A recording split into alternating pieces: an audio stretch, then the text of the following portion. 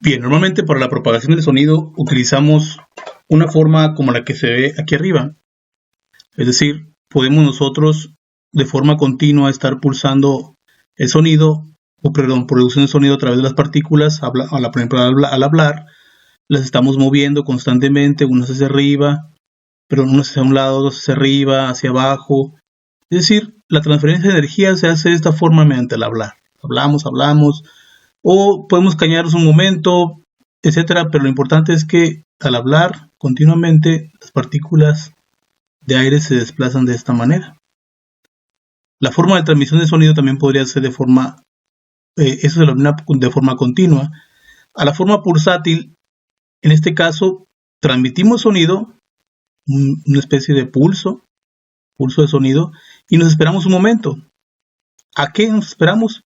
Bueno, a que refleje el sonido a través de las mismas partículas. Acuérdense, movemos partículas, pero lo que desplazamos realmente o lo que transferimos realmente es la energía, no las partículas.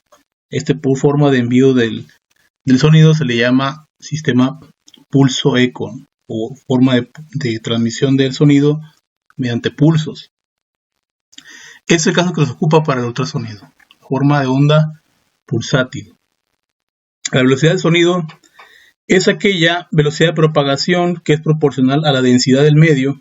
Es decir, si el medio tiene una cierta densidad, bueno, la propagación del sonido entonces será proporcional a esa densidad. Si el medio del sonido es mucho más denso, pues el sonido se transmitirá con menos facilidad. En general, la velocidad es igual a frecuencia por la longitud de onda. Eso es la velocidad del sonido. Como sabemos nosotros, para determinados medios, la velocidad del sonido pues tiene un valor casi constante. Lo importante es que sea casi constante o constante. Por ejemplo, para el agua, bueno, un tipo de agua, ustedes pueden decir hay muchos tipos de agua, ¿no? O muchos tipos de medios acuosos, claro que sí, pues precisamente por eso la velocidad del sonido en cada medio es una característica importante para la propagación del sonido, o que nos habla de cómo se propaga el sonido en el medio, si lo hace de manera rápida o lo hace de manera lenta, dependiendo de su densidad.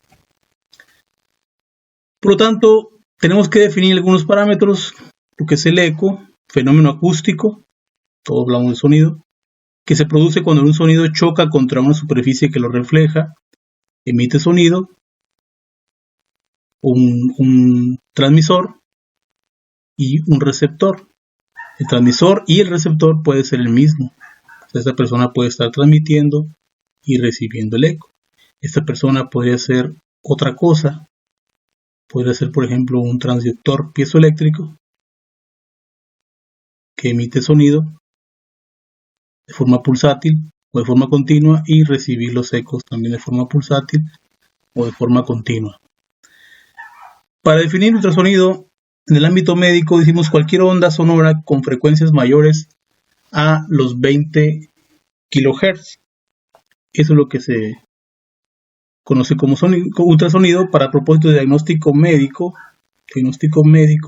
el rango que vamos a utilizar es de 2.5 a 10 MHz. Ustedes pueden comprar transductores ya no tan caros en este espectro de frecuencias, 2.5 a 10 MHz para la transmisión del sonido a través de ellos, a través del transductor.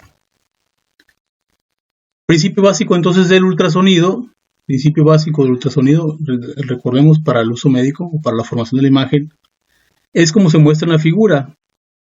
Un pulso, un circuito o un transductor que habla, y ese transductor también podría escuchar. Es decir, emito un pulso, el de color negro, y recibo tantos ecos como sea posible.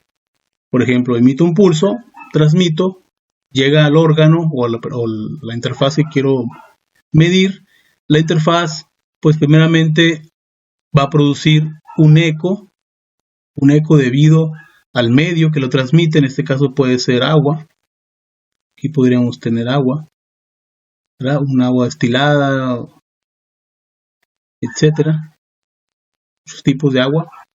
Y el interior del órgano, en este caso, emite otro eco. Es decir, el medio emite un eco, el más grande, un medio emite un eco, después la interfaz que se tiene emite otro eco y el interior transmite otro eco. Por eso es que aquí la imagen de forma didáctica estoy enviando un pulso y recibiendo 3 ecos. Pueden ser más, porque dentro del órgano podría existir, como en el caso que vimos del ejemplo, una perturbación que no debería estar ahí. Por lo tanto, en lugar de recibir 3 ecos, podemos recibir 4. Otro para esa superficie, para el interior, o uno de todo el objeto y otro después de que pasa el objeto, otro eco más hacia atrás. Es decir, los ecos que se pueden recibir no nada más dependen de la distancia para indicar que hay algo dentro, sino el eco que se recibe me habla de la propiedad del medio. Recuerden, la velocidad del sonido, la densidad del medio. Si esto es un medio acuoso, o por ejemplo esto es un cráneo, pues esperaría que el primer eco que se reciba sea grande. ¿Por qué?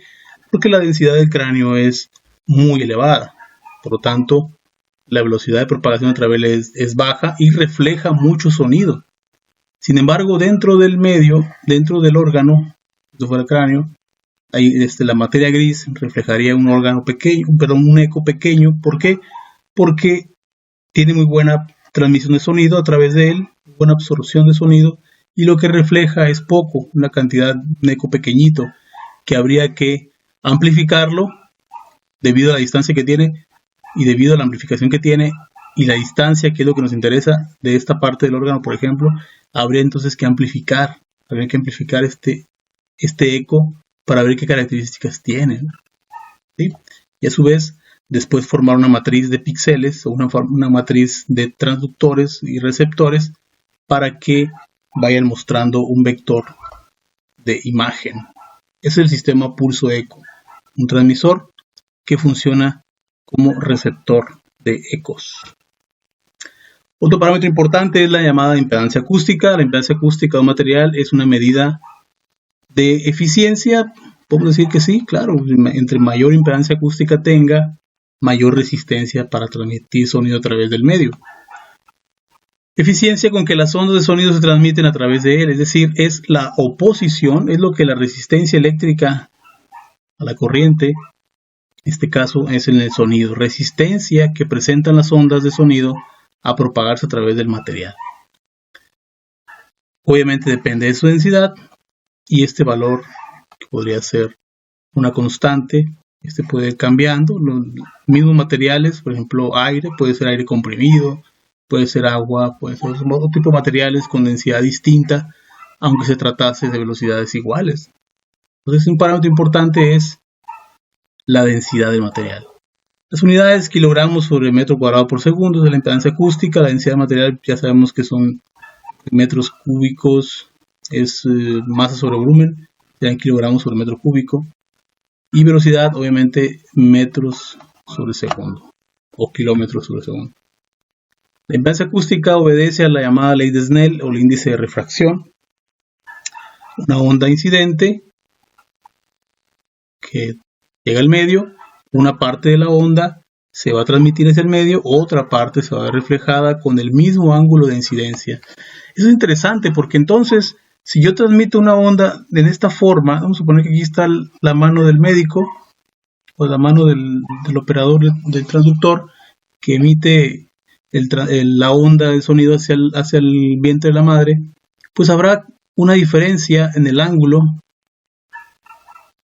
de donde tengo que obtener el eco. Es decir, esta parte de la onda se va a introducir, pero una parte se va a reflejar. Entonces yo no voy a poder captar esta. Si no tengo un transductor, no puedo entrar adentro de la mamá. Tendría que entonces poner forzosamente un transductor por acá, ¿verdad? O simplemente transmitir desde aquí y aquí mismo recibir, ¿verdad? Una parte de la onda se va a transmitir, el ángulo de incidencia, el ángulo reflejado. Si transmito en este caso 0 grados, pues por el mismo lugar donde estoy transmitiendo, por ahí voy a recibir el sonido. Sin embargo, cuando muevo el transductor en esta forma, hacia un lado hacia otro, pues no lo voy a recibir por donde mismo. Voy a tener que poner acá un transductor de receptor. Esa es la llamada ley de Snell. La impedancia acústica también ofrece el coeficiente de reflexión. A través de la coeficiente de reflexión es la relación de impedancia Z2 menos Z1. Hablamos de un medio 2, medio 1. Una onda que se introduce al medio. Dijimos una onda que se propaga hacia el medio, otra onda que puede propagarse hasta la onda reflejada se va obviamente hasta otro medio. Por lo tanto, el coeficiente de reflexión también se obedece simplemente por la diferencia de impedancias con respecto a la suma de impedancias acústicas. La absorción de ultrasonido es la conversión de la energía acústica a energía mecánica. Energía acústica, que podemos pensar que ya es energía mecánica, pero aquí se habla de movimiento. Siempre que hablamos de mecánica o variables mecánicas, estamos relacionadas con el movimiento, con la fuerza, acción, aceleración, etc. Debido a la fricción de las ondas con el medio, es decir, que las partículas son retardadas. Esta es la absorción. Las partículas son retardadas por las fuerzas de viscosidad en el medio. ¿Qué puede provocar el calentamiento? El calentamiento en el medio es un efecto del ultrasonido. El calentamiento que provoca el ultrasonido está por consiguiente directamente relacionado con el coeficiente de absorción. ¿Okay? Si las ondas son buenas para absorber, obviamente entonces producirán mayor calor. No necesariamente ionización, pero sí mayor calentamiento en las células. La absorción total es igual al producto de las absorciones con cada una de las etapas. Absorción 1 con respecto a la inicial. Absorción 2 con respecto a la anterior, es decir, con respecto a 1. Absorción 3 con respecto a la anterior, es decir, absorción 2. La absorción del medio entonces total sería la absorción que se tiene en el medio 3 con respecto al medio inicial. La piezoelectricidad es un parámetro también importantísimo en el sonido. Para entender el transductor, la piezoelectricidad es un fenómeno físico por el cual se genera una diferencia de potencial eléctrico entre las caras de un cristal anisotrópico de distintas formas cuando es sometido a un esfuerzo mecánico. Voy a generar con cierta fuerza, con cierta tensión que le provoca el material, un potencial. O sea, a través de un esfuerzo mecánico voy a provocar un potencial eléctrico y viceversa. Con un esfuerzo mecánico provoco un potencial eléctrico y de manera análoga con un potencial eléctrico provoco un esfuerzo mecánico o un movimiento. Estos materiales presentan el efecto inverso, es decir, el cual sufre un cambio dimensional bajo la influencia de un campo eléctrico. Es más o menos representado así. Supongamos que ahí se tiene la orientación molecular de esta forma, la parte positiva, la parte negativa. Es decir, para decir nada más que están orientadas de forma aleatoria. Esta es para acá, esta para esta forma, esta otra para acá. Menos más menos. Eso acuérdense que es el potencial de acción, perdón, el potencial eléctrico que se tiene en las células de forma irregular. ¿Sí? Cuando sometemos el material a un cierto voltaje, es probable que las ondas se alineen, se ejerza un eje de polarización o viceversa, como demuestra acá. Provocamos una tensión, es un material que está como de forma regular, sin voltaje. Fijan aquí, hay 0 volts. El material le aplicó cierta fuerza, entonces se genera un cierto voltaje distinto. Cambia la aguja del voltímetro. Por otro lado, si el material se ve ahora elongado o estirado, el voltaje se genera hacia el otro lado. Puede ser un voltaje positivo, un voltaje negativo, dependiendo de si es tensión o si es una elongación. ¿Sí? Tenemos un eje que sería tensión, elongación del material. Y si por caso contrario tenemos un voltaje aplicado, aquí no hay nada, entonces el material está regular, como normalmente estaría al comprarlo. Si le aplicamos un voltaje positivo, en este caso, el material puede ser que se vea elongado y viceversa. Si lo aplicamos de forma negativa, se vea comprimido. ¿Sí? El material también entonces resuena. Por eso es entonces que el transductor funciona como un transmisor y como un receptor.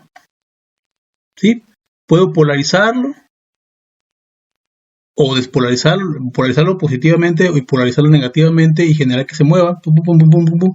Y al irse moviendo, las partículas de aire que están alrededor se van a empezar a desplazar, generando el fenómeno que teníamos hace rato aquí, como este. Se empieza a mover el transductor, mueve las partículas de aire, ¿verdad? Pero también, si el transductor ahora se contrae o se genera como pulso eco, se genera un voltaje una vez, genera el pulso y después puede provocar que las partículas de aire que llegan lo muevan y al moverlo provoquen un voltaje, como el primer caso de acá. ¿Sí? Eso es el efecto piezoeléctrico. ¿Claro? Bien. Muchas gracias. Esta es la parte 3. Continuamos la siguiente clase.